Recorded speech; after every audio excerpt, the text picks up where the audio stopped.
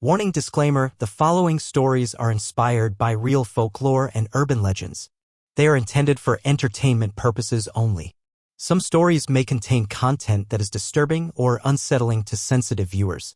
Listener discretion is strongly advised, especially if you're alone, in the dark, or deep in the woods. These tales are not meant to disrespect any culture or belief system, particularly Native American traditions regarding skinwalkers. Proceed with caution and curiosity. I had driven across the Southwest many times, but this trip felt different. It was early autumn and I was headed from Flagstaff to Santa Fe. I was in no rush, just a man with a backpack, a dusty old Jeep, and the urge to be somewhere far from city noise. I took the scenic route through a desolate stretch near the Navajo reservation. The air smelled like red dust and dry pine, and the silence was thick. There was a camping spot I had read about online. It wasn't official, just a place locals sometimes used. Isolated. Quiet. Perfect. I set up my tent just before sundown. The sky bled orange and purple as I built a small fire. There was no signal on my phone, no music, just the crackling flames and the occasional howl of a distant coyote. I didn't mind. Solitude was the whole point. But that night something felt wrong. Around midnight I woke up needing to pee. I stepped outside the tent with a flashlight. The fire had died down to glowing embers. The desert was silent, too silent. As I zipped up my pants, I heard it. My own voice. Whispering. Hey, come here. I froze. My breath caught in my throat. Come here, it repeated, same tone, same pitch, like someone had recorded me earlier and was playing it back. I spun around, shining my flashlight into the sagebrush. Nothing. I slowly backed toward the tent when I heard rustling maybe 30 feet away. Then two glowing yellow eyes peeked out from the darkness. They were too high off the ground. Coyote? I muttered. But coyotes don't stand 6 feet tall. And they don't mimic human voices. I backed away slowly, careful not to run. I remembered reading somewhere, don't run from it. Whatever it was. As I moved, the thing in the brush moved with me. It was fast. Quiet. I didn't sleep the rest of the night. Just sat in the tent with a knife in one hand and a flashlight in the other, heart pounding against my ribs like a war drum. At dawn, I packed up and drove without breakfast. I didn't even put out the fire. When I stopped for gas in a small town, I asked the native clerk if there were any big predators in that area, mountain lions, bears, anything. He just looked at me for a long moment and asked, "You camp out there by yourself?" I nodded. He shook his head slowly. "You shouldn't do that," he said. "That's Skinwalker land." I didn't ask questions. Didn't want to know more. But ever since that night, I've had the same dream. A figure with glowing eyes, standing at the edge of my bed, whispering my own voice back to me. It was supposed to be a fun weekend. 4 of us, me, my girlfriend Taylor, our friend Malik, and his cousin Zoe, drove out to a secluded cabin in the Utah wilderness. No cell service, no neighbors, no distractions. Just cold beers, bonfires, and the sound of the wind through the trees. We found the listing online. Cheap, rustic, perfect for disconnecting, it said. It was a bit run down, but charming enough. Logs stacked on the porch. A wood-burning stove inside. The kind of place where horror movies usually start. But we laughed it off. The first night was uneventful. We stayed up late telling ghost stories around the fire pit. Zoe told us one about skinwalkers, evil beings that can shapeshift into animals or mimic the voices of people you know. Malik joked that we should leave food out as an offering, and I remember Taylor rolling her eyes. "I don't believe in any of that stuff," she said. I wish we had listened. The second night, things got strange. Around 2 a.m., I woke up to a loud knock on the cabin wall.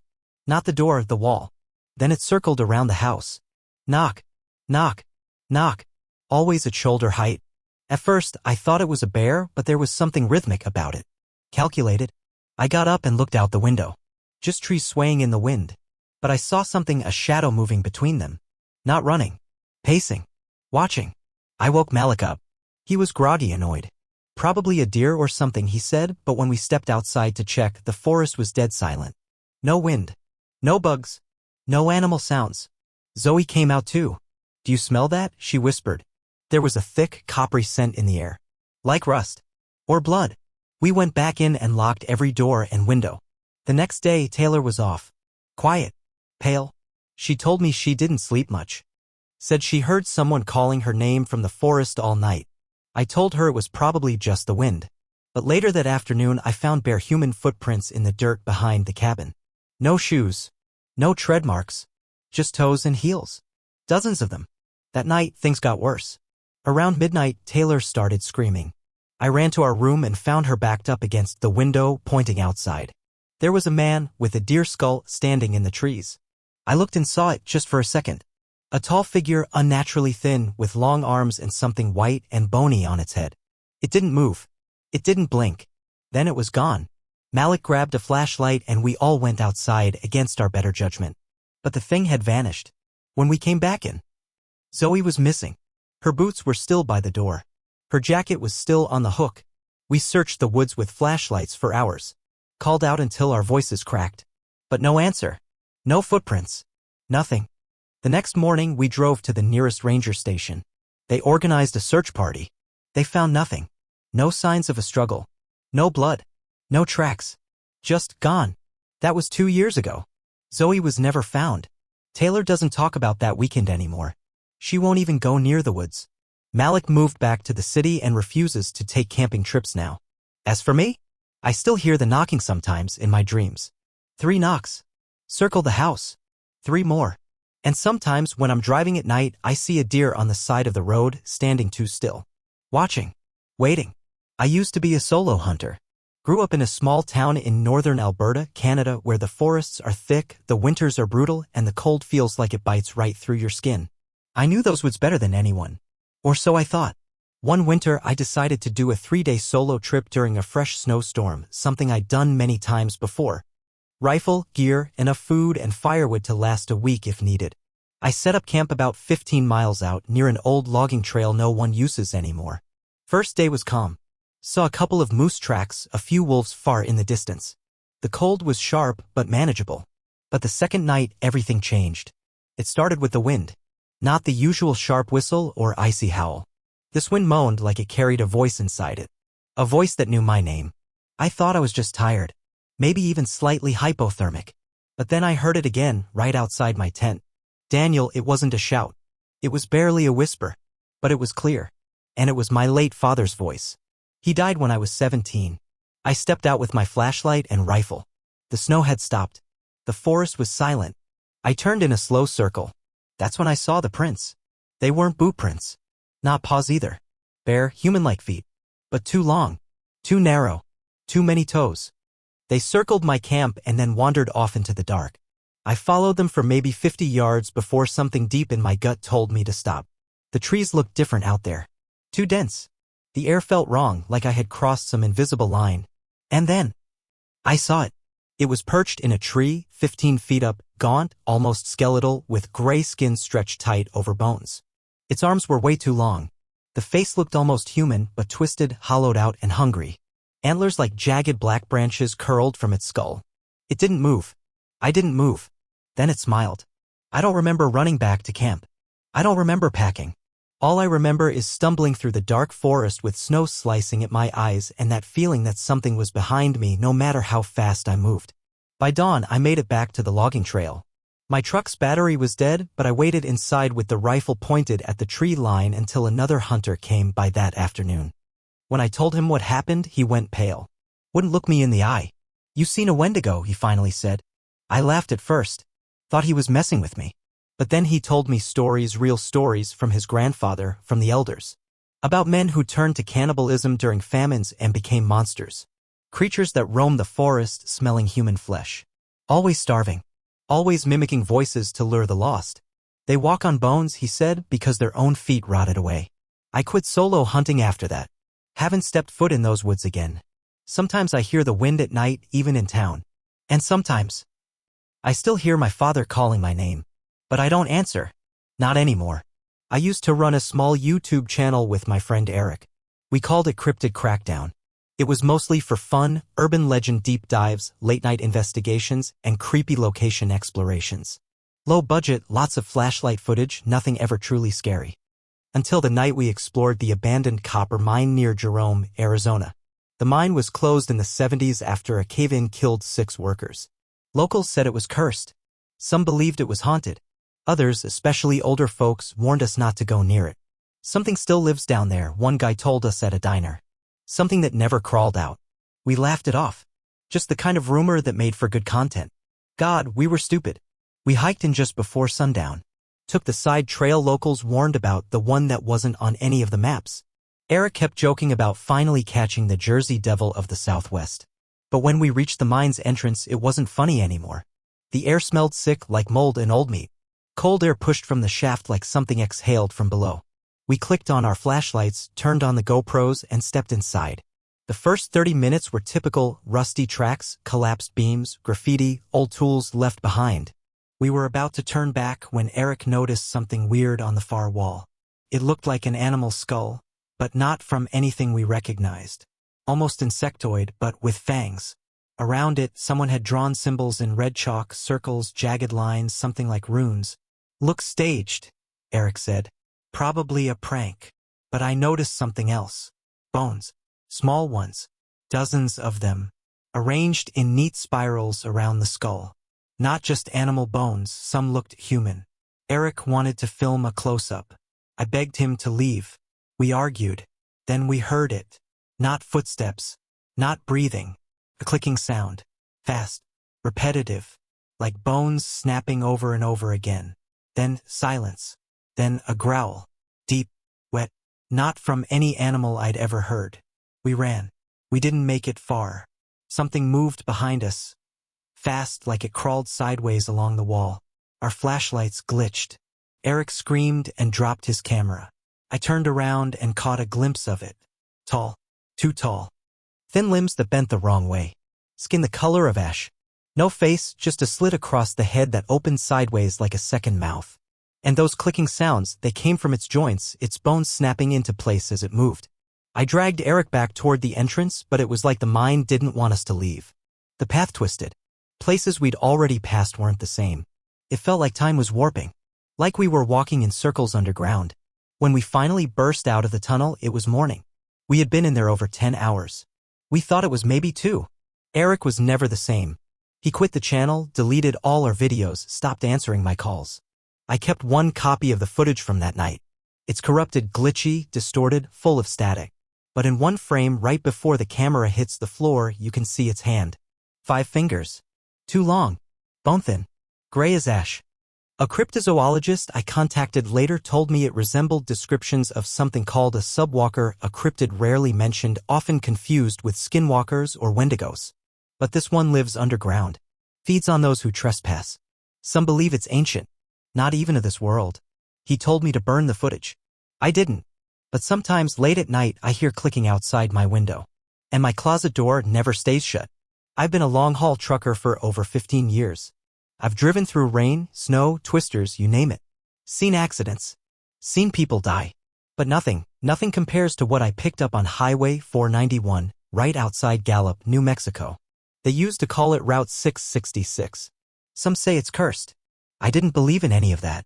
Thought it was all ghost story nonsense. But after that night, I avoid that stretch of road like it's the edge of hell. It was around 1:30 a.m. when I saw him. A man standing by the side of the road. No lights nearby. Just endless desert and that long, black ribbon of cracked asphalt. He wasn't waving or hitchhiking, just standing still, facing my direction. Wearing an old brown duster and a wide-brimmed hat. I slowed down. I don't usually stop for hitchhikers, especially not at night. But something about him felt wrong. Not threatening. Just off. Still, I pulled over. The guy didn't say a word as he climbed in. Just nodded once and sat in the passenger seat. I glanced over and said, "Where you headed?" He looked at me with these strange amber eyes and said, "South." That was it. No name. No small talk. Just south. As we drove, I tried to shake the feeling crawling over my skin. It was like the air in the cab turned heavy. Still, the hum of the engine, the road noise, everything felt muted. Finally, I asked, "So what brings you out here this late?" He turned to me slowly and smiled. "I go where I'm needed," he said. Sometimes I just follow the smell of fear. That's when I looked down at his hands. They weren't right. Too long. Too thin. The fingers ended in cracked, black nails. Like claws. I reached to subtly turn on the cab light, pretending to adjust my radio when he spoke again, this time in my voice. "Don't do that." I slammed on the brakes. He didn't even jolt. Just calmly turned to look out the windshield. When I looked over again, he was gone. Door unopened. No sound. Just gone. But something was in the seat. Not a wallet. Not a note. Just a patch of dried fur, stained with something dark, almost black. And a hoof print scorched into the vinyl. I hit the gas and didn't stop until I reached a 24-hour diner 30 miles down. I was shaking when I walked in. The waitress looked up and froze mid-pour. "You okay?" she asked. I think I picked up something," I mumbled. She looked out at my rig, then lowered her voice. "Route 491, huh? That road don't like to be driven at night." I asked if she knew anything. She told me about skinwalkers, shapeshifters, witches in animal skins cursed to walk between worlds. They can mimic voices. Appear as people you know. Hitchhike. Trick drivers. Sometimes they just want a ride. Other times they want you. I still drive. Still haul coast to coast. But I don't stop for anyone anymore. Not at night. Not on 491. Not anywhere near the reservations. Because I've learned something those stories never tell you. Once you pick up a skinwalker, it never really gets out of your cab. We moved into our new house on the edge of Flagstaff, Arizona last year. Quiet neighborhood. Woods in the back. Just enough space between homes that you could pretend you were alone. My wife, Dana, was pregnant with our second child, and we wanted to raise our kids in a place with fresh air, room to run, peace. And for a while, it was peaceful. Until the night something came out of the woods. It started subtly. Our son, Jake, he was 5 at the time, started complaining about the copycat. "The what?" I asked him one evening at dinner. He looked serious. "The copycat boy. He plays at the fence. He looks like me, but he's not me." Dana and I exchanged nervous smiles. We figured it was an imaginary friend. But Jake got scared. He stopped going near the backyard. "I don't like when he smiles," he whispered one night. "His mouth is too big." Then came the knocking. One night, after Jake had gone to bed, we were watching TV when we heard it, tap tap tap on the back window. Not hard. Gentle. Repetitive. We froze. I turned on the porch light. No one there. Maybe a branch, I thought. Maybe the wind.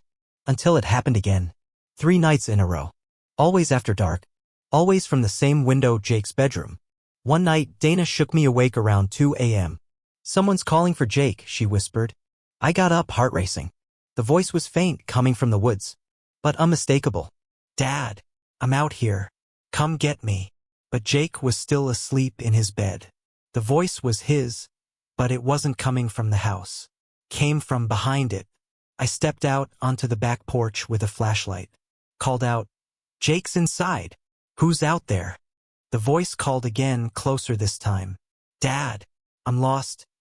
But the tone was wrong. Too flat, like it was copying his voice, but didn't understand how emotion worked. I aimed the flashlight at the tree line and caught a glimpse of something. It looked just like Jake.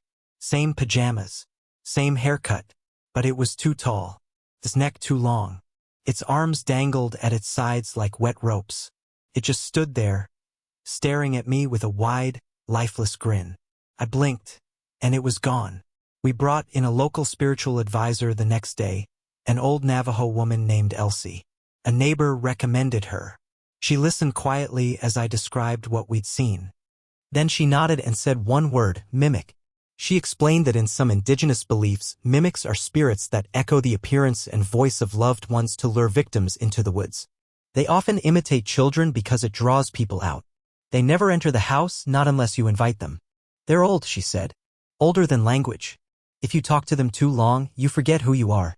She performed a cleansing ritual. Gave us charms. Told us not to speak to any voices we heard from outside.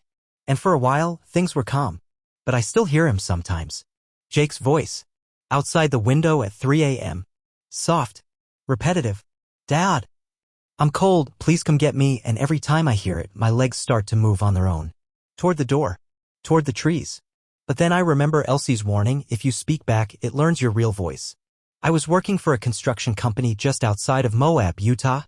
We were clearing ground for a new housing development in the desert, dry land, red rocks, cactus, and silence for miles. It was supposed to be easy. Level the land. Dig a few trenches. Mark the foundation. But from the first day, we knew something wasn't right. It started when we unearthed something. Not a body, thank God, but something man-made. An arrangement of stones in a spiral buried just beneath the surface. Not a foundation. Not natural. One of the local guys, Mateo, who grew up around there, went pale when he saw it. "That's not ours," he said. "That's older. You should put it back." Our supervisor laughed it off. It's just rocks. He told us to bulldoze the area and keep going. That was the first mistake. That night, I stayed late to lock up and check the equipment. As the sun went down, I noticed something strange across the dirt lot, shadows that didn't match anything nearby. They moved when nothing else did. One of them crawled. Fast. I turned around, nothing there. But the footprints in the dirt weren't human. 3 long toes. Clawed. Wide set. Like something bird-like, but heavier. I didn't tell anyone. Next day, the crew came in and one of the bulldozers had deep scratches down the side. Long gouges, like metal had been shredded by giant nails. Our boss blamed kids, told us to keep quiet. Mateo quit that afternoon. Said he wouldn't stay another minute on cursed ground. The rest of us joked about it. But that night, 2 guys went missing. They had been working the night shift, running a small generator and checking cables. No one found a trace of them. No signs of a struggle. But their truck was still running and the doors were wide open. The only thing left was a shattered hard hat and what looked like flesh torn from the shoulder, dried and crusted along the cab. That's when I knew this wasn't normal. I returned during the day to collect my tools. I told myself I was done. This wasn't worth it. That's when I saw them. Far off, crouched between boulders in the distance. Thin shapes. Longer than humans. Their skin looked cracked, dry like desert clay, but their eyes, huge and black, absorbing the light. They didn't blink. They didn't move. But I could feel them watching. Waiting. I drove away and never came back. Later, I talked to a tribal historian. He told me that some parts of the desert are meant to be left alone. Not all of it is ours. Some parts were marked by ancient tribes as no man's land, homes of what they called desert watchers or night creepers. Old things. Things that don't bleed. Things that hate light. They crawl just outside your vision. They follow you home. And once you've seen them, they never forget your scent. Sometimes, late at night, I'll hear dry claws scratch at my window. I live in the city now. There shouldn't be any sand here. But I sweep it up every morning. 3 years ago, my friends and I rented a remote cabin deep in the Uinta Mountains of Utah. It was meant to be a digital detox, no phones, no Wi-Fi, no distractions. Just hiking, fire pits, and whiskey. There were 6 of us. All college friends. We'd done these weekend getaways for years. But this trip, it never left me. Not because of the mountains. Not because of the silence. But because of what we found under the floor. The cabin was old. Really old. Like Civil War era. The wood creaked with every step. It had this musty smell, like something had been sealed inside for too long. We noticed the trapdoor the first night under a rug in the corner of the living room. It had iron hinges and a thick metal handle. Dust coated everything. We joked about it. Said it looked like the start of a horror movie. Then, after a few drinks, we opened it. The trapdoor creaked like it hadn't moved in decades. A narrow wooden ladder led into a pitch-black crawlspace. We expected a root cellar or maybe some old storage. Instead, the air that hit us was ice cold. And it smelled like copper and rot. I went down first. Just a few feet. My flashlight barely lit the space. The walls were covered in symbols carved directly into the dirt. Circles. Triangles. Hands with too many fingers. And something else, a mask made of animal bones. Hung carefully on a wooden post in the center of the crawlspace. Feathers. Fur. Bloodstains. I remember whispering, "What the hell is this?" Then I heard something whisper back, "You shouldn't have come here." I jumped back, nearly falling off the ladder. The others laughed, thinking I was messing with them. But I refused to go back down. That night, the air in the cabin changed. It felt thicker. Heavier. Around 2 a.m., we all woke up to the same sound, something moving under the floor. Scraping. Clawing. Then a soft knock against the trapdoor from underneath. We didn't sleep after that. The next morning, we voted to leave early. But my buddy Ryan wanted to take one last look. He said we were overreacting. That maybe it was an animal. He opened the trapdoor again. There were footprints. Bare. Human-shaped. But elongated. Too long. Too narrow. Too deep. And then, we saw it. Eyes. At the edge of the crawlspace. 2 glowing yellow orbs low to the ground. Staring back up.